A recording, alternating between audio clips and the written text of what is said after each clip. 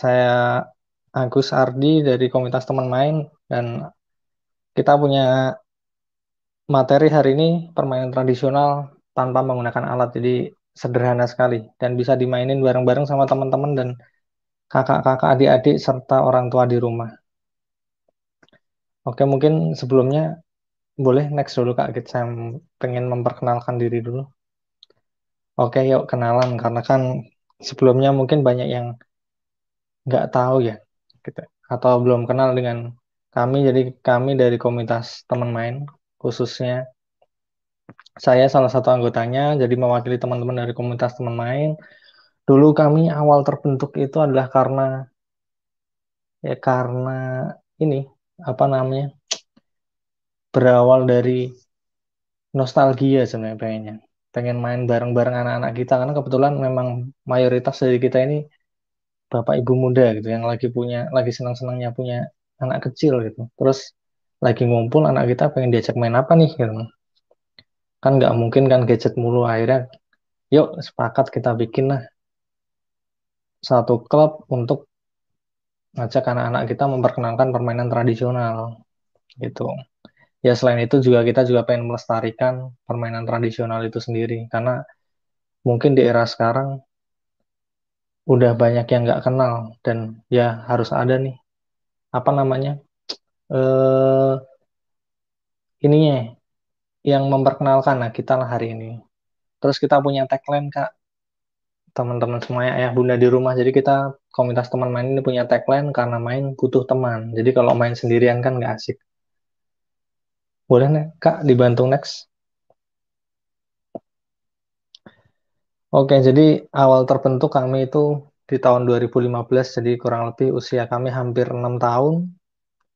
Itu dulu di akhir 2015 dan kami masih belajar sampai hari ini. Masih belajar, masih banyak permainan yang belum kami mainkan, belum kami kuasai, dan kami masih terus belajar. Nah, di awal kami membangun dulu, kami sempat belajar dari guru kita yang, mohon maaf, beberapa hari yang lalu juga beliau dipanggil sama Tuhan. Itu sahabat kami, kakak kami, guru kami itu. Itu Kak Endi Aras namanya dari Gudang Dolanan. Jadi kami banyak belajar dari beliau awal-awal membangun komunitas teman main dulu. Jadi kami punya base camp itu di Tangerang Selatan, tepatnya di BSD. Dan kami banyak belajar dari beliau di awal membangun.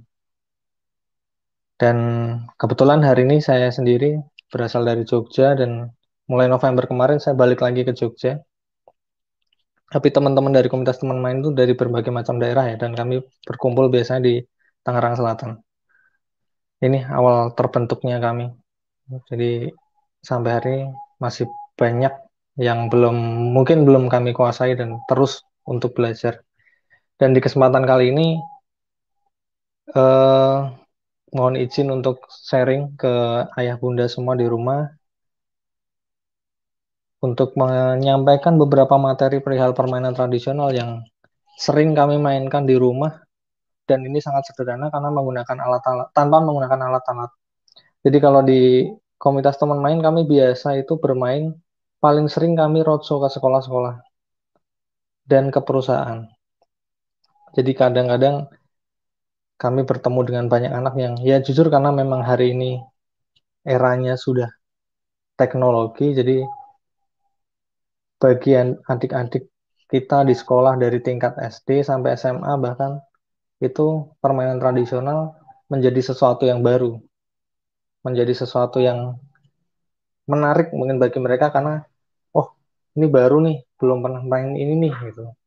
Cuman yang kita mainkan banyak banget dan kami lebih sering mungkin kalau di sekolah-sekolah kami roadshow, kami lebih sering menggunakan alat. Tapi untuk hari ini di masa pandemi dan adik-adik ada di rumah, anak-anak ada di rumah bersama orang tua, banyak hal permainan tradisional yang bisa dimainkan sebenarnya. Nggak harus pakai alat dan nggak harus ribet pakai alat. Bahkan sebenarnya alat pun yang bisa kita dapatkan itu semuanya mudah, mudah untuk didapat. Itulah enaknya permainan tradisional. Oke, boleh lanjut lagi aja Kak. Kita ingin membahas sedikit satu persatu. Oke, kita waktunya langsung bermain aja. Jadi nggak semua permainan tanpa alat saya sampaikan di sini. Ini ada beberapa contoh yang mungkin sering kami mainkan di rumah dan ini sederhana banget. Dan ini bisa dimainkan oleh ayah bunda dan adik-adik di rumah. Salah satunya nih permainan mungkin sambil nostalgia. Di sini ada nama-nama beberapa permainan tapi mungkin di setiap daerah ada yang berbeda-beda. Cuman beda nama, kadang cuman beda nama atau mungkin sedikit aturannya aja sih yang berbeda. Yang pertama, main betengan. Jadi permain betengan ini mungkin kalau yang anak sekarang udah jarang memainkan ya karena kalau alasannya sih, aduh lahannya nggak ada nih untuk main betengan ini. Tapi di era kita mungkin semuanya dulu pernah merasakan permainan betengan nih. Jadi permainan betengan ini adalah permainan bergu. Jadi biasanya kita mainin sore hari tuh sebelum sampai waktunya maghrib baru kita pulang tuh. Atau waktu di sekolah, waktu jam istirahat kita mainkan zaman itu. Jadi ini permainan sederhana tanpa menggunakan dua alat. Yang penting di situ ada dua batang pohon aja atau mungkin tiang bendera atau apa yang bisa kita mainkan sebagai beteng. Jadi ini permainan beregu, jadi terdiri dari dua tim yang saling berkompetisi untuk merebut betengnya. Tuh. Boleh ayah bunda sambil membayangkan kembali kayak gimana ya cara mainnya ya. Satu regu biasanya 3 sampai 5 bahkan kadang sampai 7 orang tergantung di situ ada berapa anak yang sedang berkumpul sih. Kalau ada 10 anak yang lagi kumpul ya berarti bisa main 5-5. Kalau ada 6 orang ya 3-3 kita bermain. Jadi saling serang.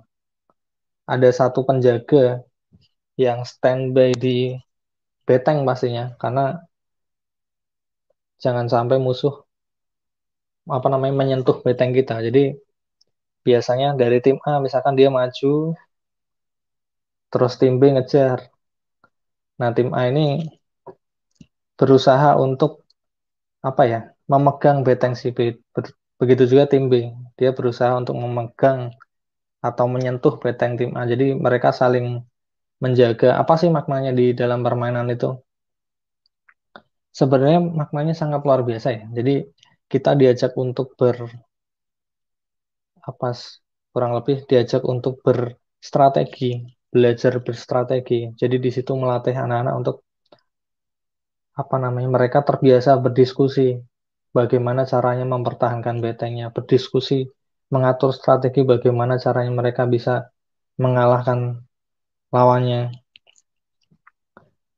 Terus juga kerjasama tim, kerjasama tim di situ di apa ya namanya kerjasama tim di situ benar-benar dirasakan sama mereka. Terus ya makna secara fisiknya juga pastinya sehat karena di situ kita semuanya bergerak, berlari dan juga eh, ber- apa ya namanya merasakan oh begini loh rasanya kalah. Jadinya ada satu mental siap menerima kekalahan gitu. Wah, karena ini adalah sebuah permainan. Terus satu lagi ya kejujuran. Kadang-kadang ada yang wah merasa udah nyentuh padahal belum disentuh gitu. Jadi kita diajak untuk jujur nggak curang juga dalam permainan ini. Jadi ini permainan yang sangat mudah, sederhana, cuman untuk saat ini mungkin di masa seperti ini permainan betengan walaupun tanpa menggunakan alat, nah ini masih banyak orang tua yang khawatir ya karena memang momennya lagi kurang tepat nih di masa pandemi seperti ini. Pastinya ini adalah kontak fisik ini sangat-sangat dirasakan ya kalau dalam permainan betengan. Bisa jadi apa namanya? Ya kerumunan bahkan karena ya keseruannya di situ kalau dalam permainan betengan. Tapi silahkan kalau masih keluarga sendiri mau main betengan di dalam rumah kecil-kecilan berdua, ayah bundanya sama nenek boleh dicoba. Oke, saya lanjut ke permainan kedua. Ini permainan pong-pong balong, permainan yang selain bermain, jadi di situ bermain, bernyanyi, dan belajar sebenarnya. Belajar melatih kesabaran. Jadi pong-pong balong ini kalau di Jawa ya, Saya sering mainin di, mungkin nanti ada beberapa nyanyian-nyanyian yang berbeda-beda di setiap daerahnya. Itu kalau dalam permainan pong-pong balong ini. Mungkin boleh, bentar. Jadi permainan pong-pong balong ini hanya dimainkan di rumah, sangat bisa banget kalau dimain ayah, bunda, anaknya ada dua misalkan, bermain berempat di dalam rumah, cukup sederhana. Karena ini tinggal, apa namanya, menggunakan tangan, telapak tangan kita ini dimainin ditumpuk-tumpuk sambil kita bernyanyi. Nanti saya putarkan, sorry sorry, di sini enggak ini videonya ya.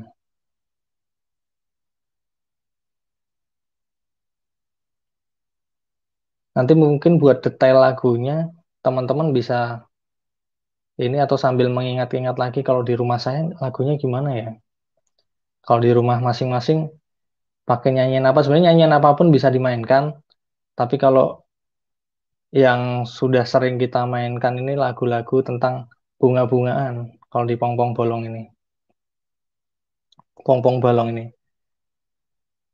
Terus oke, next yang ketiga, ini adalah petak umpet, permainan sederhana, juga bisa dimainin di rumah sama putra-putrinya. Jadi ketika, apa namanya, ayah bunda di rumah, yuk ajak main anak-anaknya, putra-putrinya bermain petak umpet di sekitaran rumah di masa seperti ini, seru banget pastinya. Sederhana dan mereka pasti akan, apa ya, akan sangat-sangat, waduh. Dan itu yang paling penting hari ini karena apa namanya, mengajak anak ini buat kita, mengajak anak bermain ini di masa seperti ini buat kita yang orang tua yang aduh sibuk bekerja, terus sibuk mencari nafkah. Ini adalah momen yang sangat-sangat, apa sih namanya, mahal hari ini. Kadang banyak orang tua yang ayo udah langsung disuguhin gadget aja, habis itu "Ya, silakan nak main handphonenya gitu. Padahal hari ini yang sementara banyak orang tua yang pengen gimana ya biar anak saya itu nggak main gadget terus nih. Nah inilah momentum, kesempatan karena kita banyak aktivitas, kita mungkin yang work from home atau banyak di rumah. Ini momentum yang tepat untuk kita mengajak putra-putri kita bermain sesederhana mungkin di rumah. Terus lagi ada cublak-cublak suang. Cublak-cublak suang ini juga penuh dengan makna. Ini juga menggunakan alat sederhana aja. Kalau di rumah mungkin bisa dengan kertas yang di, apa ya namanya, dibulet-buletin kecil-kecil atau dengan batu kerikil yang kecil. Terus ada satu anak yang, apa namanya, posisi sujud. Nah kita mengelilingi sambil bernyanyi cublak-cublak suang, suang ngeteng gelenter, mambu ketundung gitu. Seperti itulah dan selanjutnya. Nah, permainan ini juga sangat mudah dilakukan di rumah bareng keluarga dan ini sangat seru, banyak filosofi di dalamnya. Mungkin detail filosofinya saya kurang terlalu paham. Saya masih belajar lagi nih. Jadi kalau untuk yang saya tangkap dari maknanya adalah kita dilatih untuk, apa ya namanya, jujur. Terus kita juga dilatih untuk peka di situ. Nanti teman-teman bisa sambil, apa namanya, praktek di rumah. Mungkin yang sudah pernah bermain ini sambil nginget-inget, oh lagunya seperti apa ya kemarin ya waktu. Nah itu karena lagunya sih Pak hampir semua di daerah sepertinya mirip kalau untuk lagunya. Dan ini berasal dari Jawa Tengah yang saya tahu. Dan ini sering saya mainkan dulu waktu masih kecil. Coba-coba suang ini main bareng teman-teman. Nah ini boleh ayah bunda nanti praktekin di rumah sama putra-putrinya. Pasti akan seru banget. Dan ini biasanya nggak mau berhenti nih kalau udah main kayak gini nih. Apalagi di anak-anak usia, pokoknya di usia-usia TK sampai kelas 3 nih masih seru main kayak gini. Nah, kalau saya ngajak anak saya yang kelas 4 itu udah mulai nggak seru tuh. Kalau udah kalau udah, apa namanya, salah-salah mulu udah dikit-dikit ngambek nih. Wah, kok nggak nemu nih, suangnya ada di mana nih. langsung ngambek, langsung marah. Tapi ya ayolah, ini satu permainan yang sederhana dan bisa dilakukan. Oke, next Kak.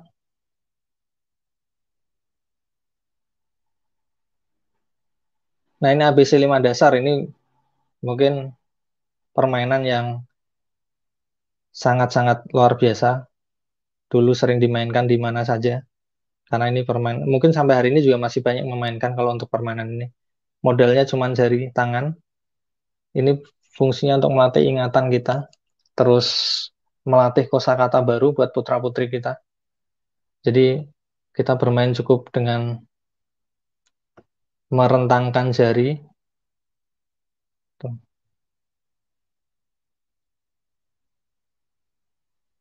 Terus selanjutnya adu ayam. Adu ayam ini adalah permainan dengan dua jempol aja. Jadi tanpa menggunakan alat, kita menggunakan jempol kita itu melatih ketangkasan, olahraga jari. Nggak hanya di gadget ya. Jadi dengan permainan ini, ayah bunda bisa sangat bisa mengajak putra putri, dan ini pasti akan ramai banget kalau dicoba. Seperti permainannya sederhana banget Kak, tapi kalau udah dicoba, wah, mereka nggak mau berhenti nih. Terus yang terakhir ular naga, permainan yang sangat simpel juga. Jadi sambil bermain, sambil bernyanyi dan berolahraga. Nanti akan saya jelaskan lebih detail waktu ada yang sesi pertanyaan. Dan di luar ini mungkin ada juga beberapa permainan tanpa menggunakan alat yang bisa dimainkan, itu adalah bebas dari penjara ayah. Jadi misalkan ada ayah bunda punya balita, dikejar, dipegang, terus mereka berusaha untuk keluar dari jeratan ayahnya, itu namanya permainan keluar dari penjara ayah. Jadi hari ini kita harus berusaha untuk mencoba mencoba aktif dan mencoba berkreasi dengan kondisi saat ini, karena banyak kita di rumah, nggak mungkin anak-anak kita akan terus menerus kita pegangin gadget. Jadi kalau saat ini mungkin ayah bunda kebingungan apa ya yang bisa dimainkan di rumah, ya kalau beberapa permainan tanpa alat adalah ini tadi, silahkan bisa dicoba, mungkin bisa dipilah-pilah mana ya yang kira-kira pas nih, karena ada beberapa permainan-permainan tanpa alat yang memang di situ sifatnya pastinya adalah fisik atau kontak secara fisik, dan itu memang mungkin untuk saat ini sedang dihindari. Tapi ada beberapa yang cukup menarik seperti adu ayam, ABC 5 dasar, ini simple, di rumah dimainkan sama putra-putri, dan ini tidak perlu interaksi kontak dengan orang di luar, cukup di rumah. Kecuali mungkin tadi ular naga, terus betengan, nah itu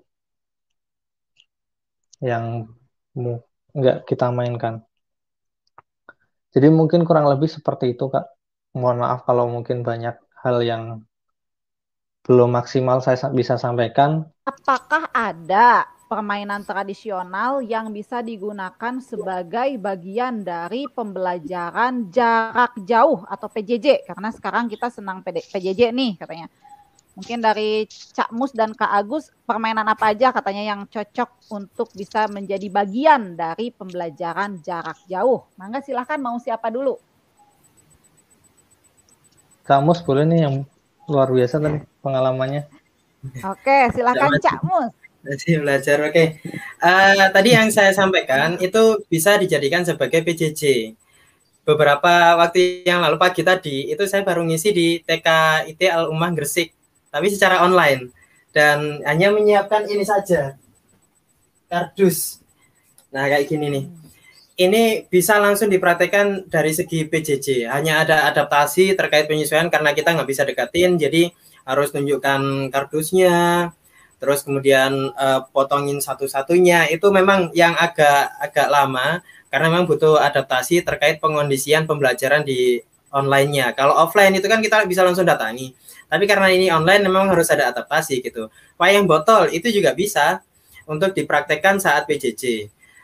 Dakon dari bubur kertas itu juga bisa. Dakon dari kardus juga bisa. Dakon dari gelas mineral juga bisa. Banyak kok.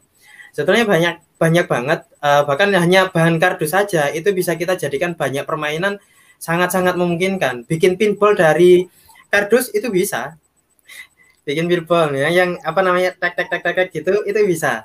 Jadi memang sangat banyak sekali sih kalau untuk jenis-jenis permainan. Yang tadi saya sampaikan itu sudah cukup mewakili dari segi permainan yang bisa dijadikan sebagai pembelajaran jarak jauh.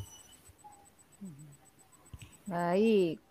Banyak ya sebenarnya kitanya yang dituntut kreatif ya, Cak ya. Iya. Oke, Kak Agus mungkin akan menambahkan. Iya, jadi untuk kondisi daring ini memang yang lebih bisa diterapkan adalah semacam workshop membuat prakarya sih, Bu. Kak Nita. Ya. Karena kalau untuk permainan-permainan lain yang dimainkan, itu kalau untuk PJJ memang kurang pas, kurang tepat, jadi memang lebih banyak ke prakarya untuk saat ini. Jadi prakarya ya? Iya, betul. Kalau yang kami udah lakukan. Okay. Karena kalau untuk permainan memang butuh interaksi langsung. Mungkin kira-kira nih permainan tradisional apa yang efektif dan mudah dan mampu mengembangkan 6 aspek perkembangan anak sekaligus. Wow, berat ya. Mantap nih. Pengen mengembangkan langsung katanya 6 aspek perkembangan sekaligus dengan jumlah anak yang banyak. Misalnya sampai 16 anak gitu di dalam satu waktunya. Mungkin itu. Ada nggak kira-kira nih? Itu di usia berapa ya, Kak? 16 anak gitu. Di usia TK ya? Usianya sih, tapi kayaknya mungkin kalau 16 siswa mungkin anak usia dini ya atau di taman kanak-kanak. Oke. Jadi kalau menggunakan permainan dengan alat, tadi ada beberapa permainan yang bisa dicoba, Kak. Tadi dari yang Kak Mus sampaikan tadi ada egrang batok. Itu kalau untuk usia anak TKB dia sudah bisa memainkan, dan di situ ada aspek secara motorik, secara fisik, keseimbangan itu bisa. Cuman kalau untuk 6 aspek langsung mungkin beberapa permainan ya, Kak. Iya. Terus engklek tadi, dengan bermain ya. Engklek. Bermain engklek tadi kan kita bisa melatih koordinasi, ketepatan, konsentrasi saat melempar gacoan ya, Kak, namanya, Kak, biasanya. Ya. Kalau di kami sih biasanya gacoan. Jadi saat melempar gacoan bermain engklek itu kan berarti kita berlatih konsentrasi yang pertama, melatih ketepatan. Terus kita belajar untuk punya target di situ. Oh, saya mau target di angka berapa nih? Di angka 1 misalkan yang pertama kan. Habis itu berarti dia harus mengkonsentrasikan pikirannya, oh saya harus ke angka 1 nih, fokus ke angka 1. Setelah itu dia akan melompat dengan menggunakan satu kaki, itu melatih keseimbangan. Seperti itu. Jadi kalau untuk 6 aspek sekaligus mungkin ada beberapa permainan yang perlu dicoba, tapi untuk anak usia TK tadi ada engklek, itu sederhana bisa dimainkan, egrang batok. Terus secara komunikasi, kosakata tadi ABC 5 jari dan cublak-cublak suweng itu bisa juga dimainkan, Kak. Kalau misalnya mungkin Kak Mus mau nambahin. Kak Mus mau nambahin. Cak Mus. Ya, banyak banget 6 aspek harus masuk semua. Kalau dari saya sih tanggapannya gini, biasanya untuk yang di anak-anak itu kita nggak perlu menyampaikan detail terkait ini isinya ini isinya ini, biarkan mereka bermain dengan dunianya.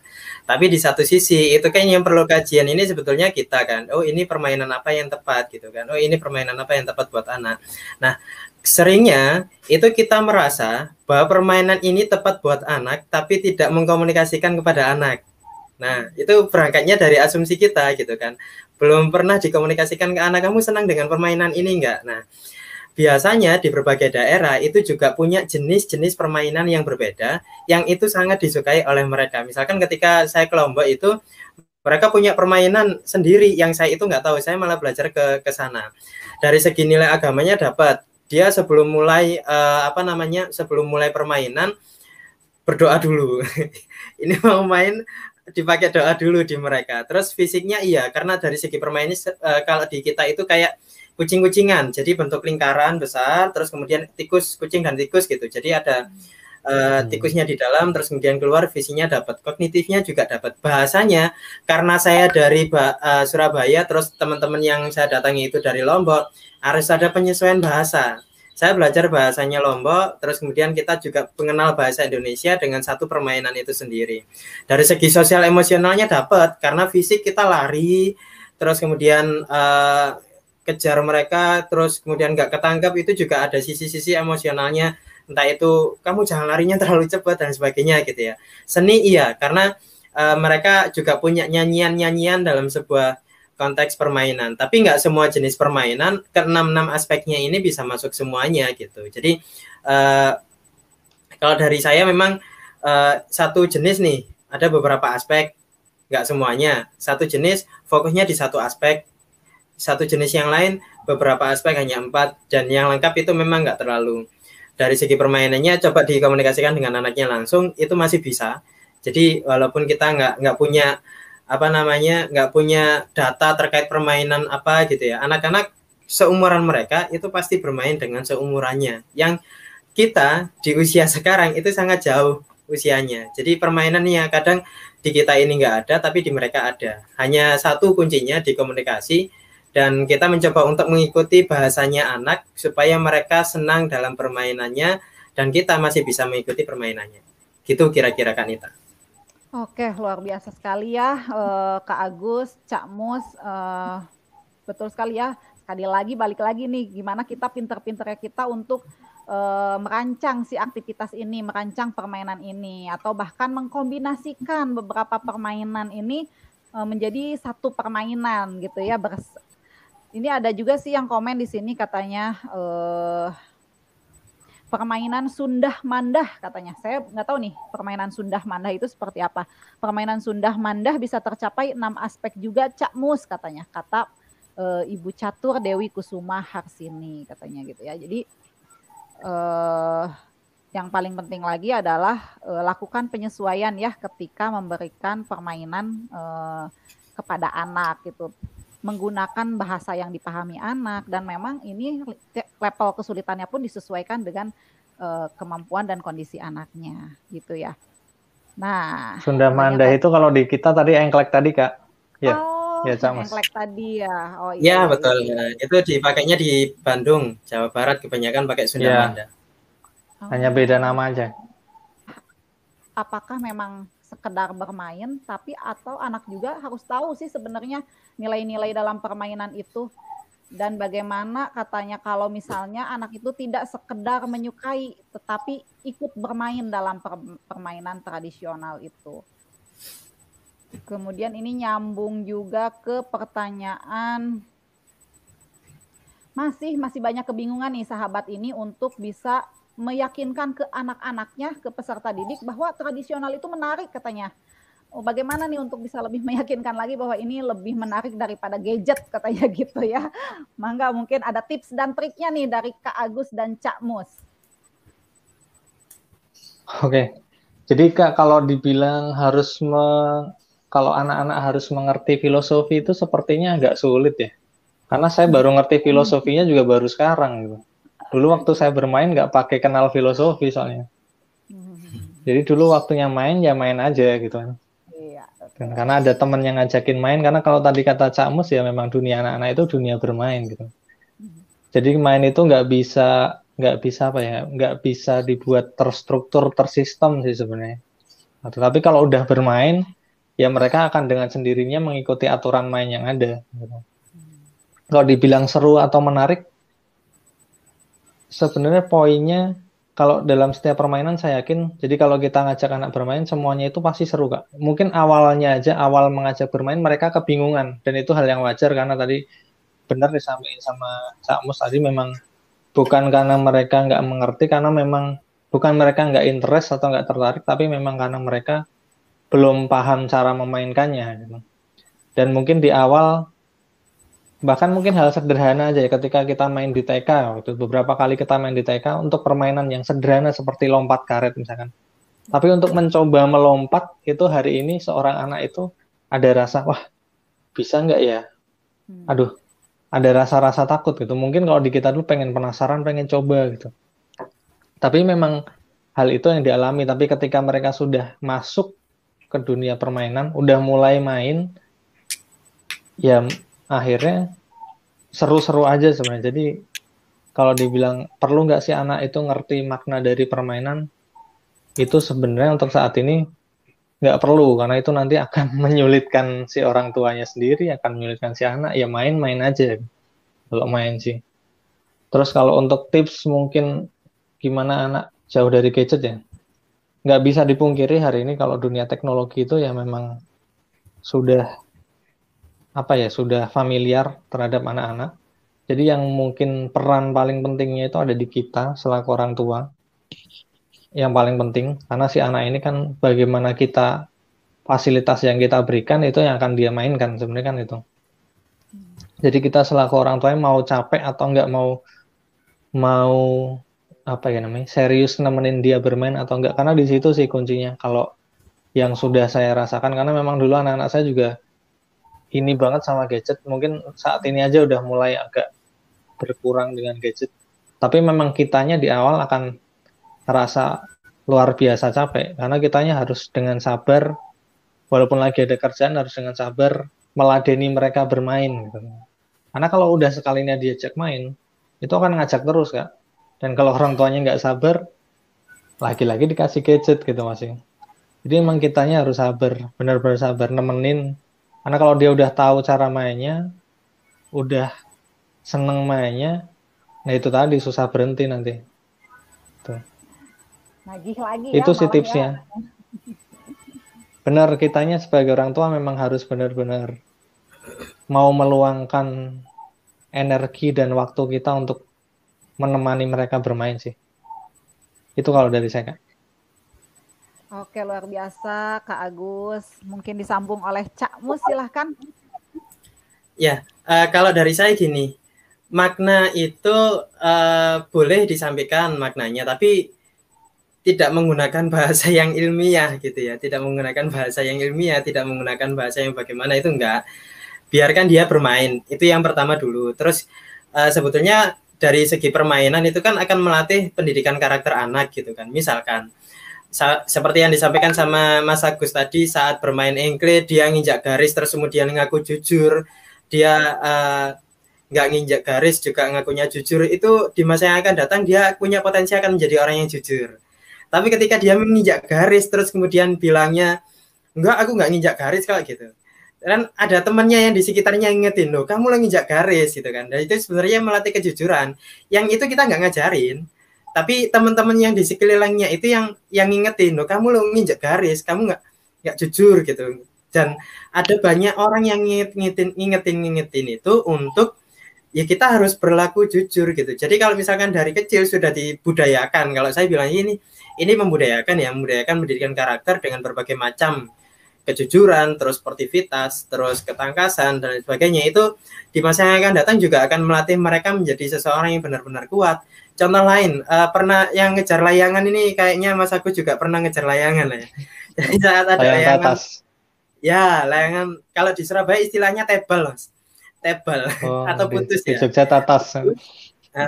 Dikejar, ini di sebelah kanan kiri itu ada teman-teman kan, tapi kita nggak ngurus kanan kiri, kita tetap fokus pada satu layangan itu, kejar terus, dan akhirnya kita baru merasa bahwa ya ketangkap sama temennya.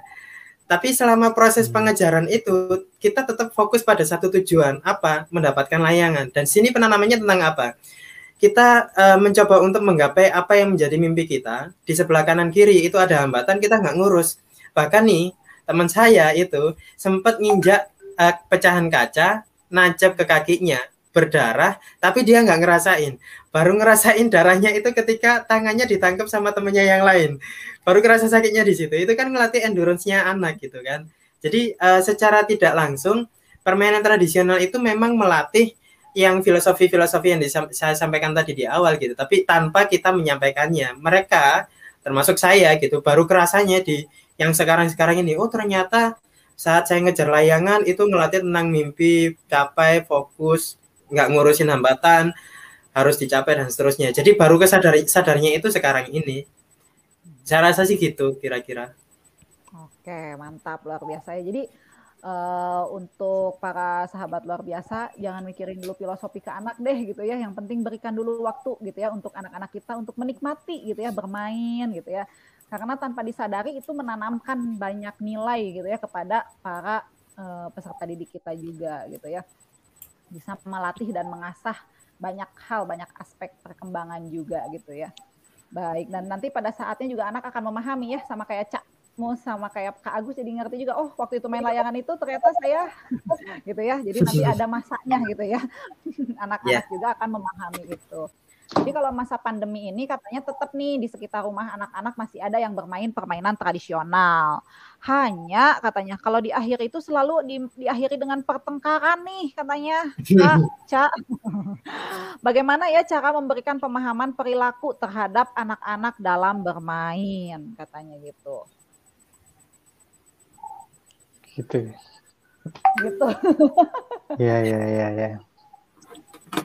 Ya sebenarnya kalau akhirnya bertengkar itu kalau dibilang selalu kayak nggak selalu kayaknya. Dulu karena saya juga merasakan ada aja masanya selesai bermain berantem itu ada.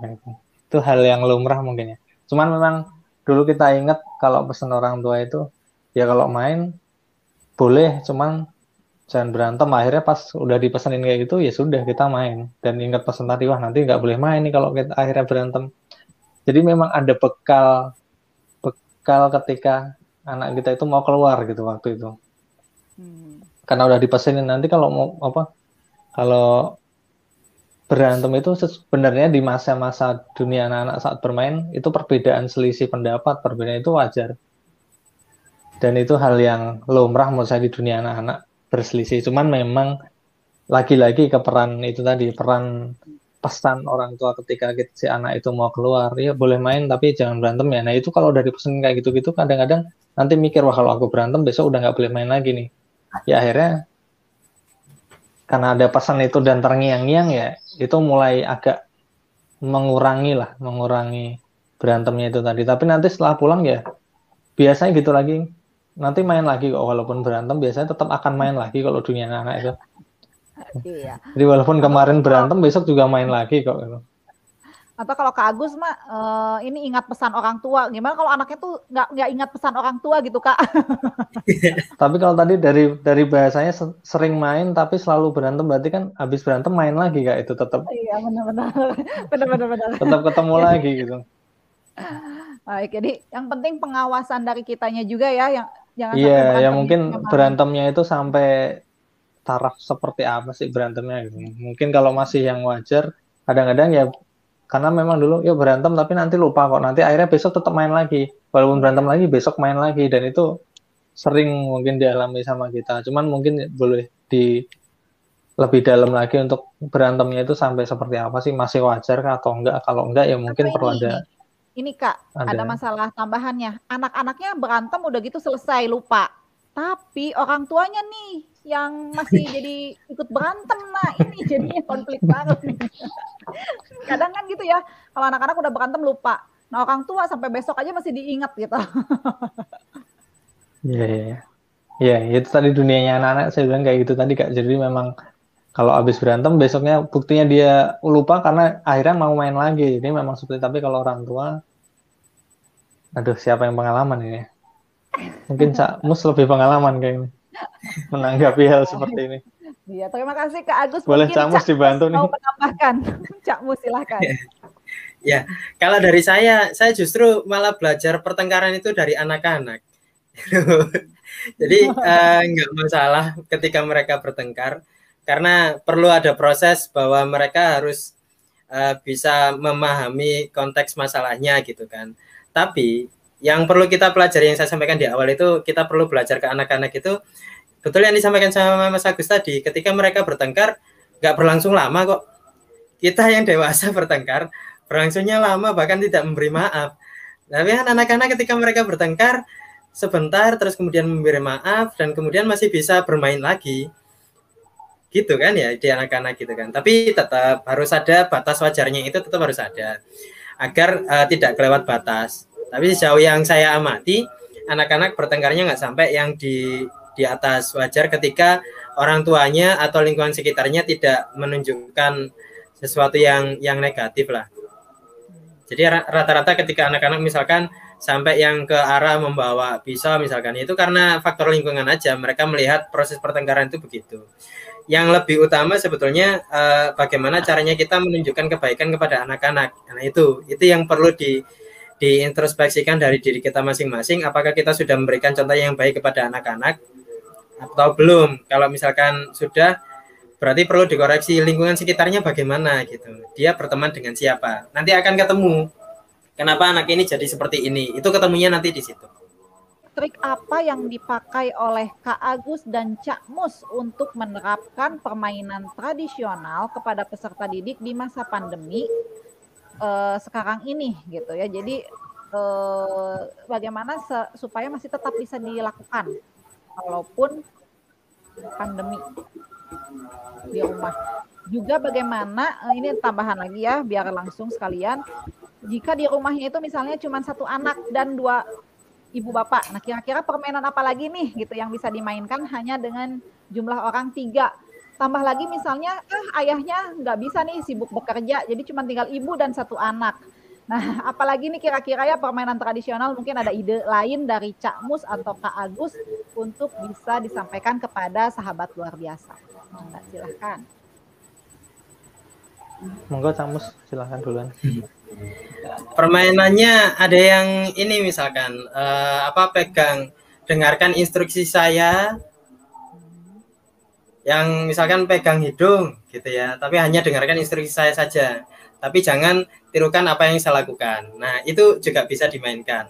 Dengarkan instruksi saya, jangan tirukan apa yang saya lakukan. Pegang hidung, tapi saya megang hidung. Pegang kuping gitu kan. Tapi ini benar. Tapi ketika nanti yang ini kan 2 orang kan, kayak gitu juga bisa. ABC 5 dasar juga bisa. Terus main tepuk tangan. Pernah tahu lagunya Ampar-Ampar Pisang nggak? Ampar-ampar pisang. Nah, kayak gini. Nah, kayak gini itu juga bisa dimainkan buat 2 orang.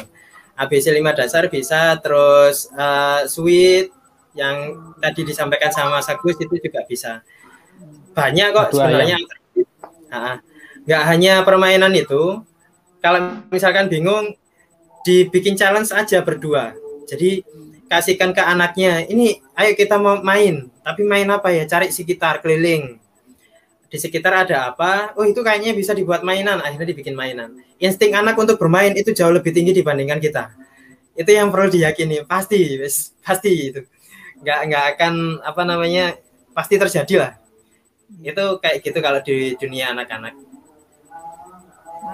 Kalau yang anak saya lagi seru itu, Kak, ibunya disuruh nyari tulisan, Kak. Tulisan ini cari gitu. Itu anak saya nggak berhenti tuh. Ibunya suruh nyari tulisan terus. Ya. Di sekitaran rumah.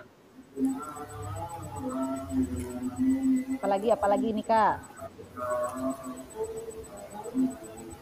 Itu untuk yang udah bisa baca ya. Nah, kalau anak saya masih 3 tahun, jadi belum bisa baca, lebih ke kayak, ayo cari yang warnanya merah, misalnya gitu kan ya.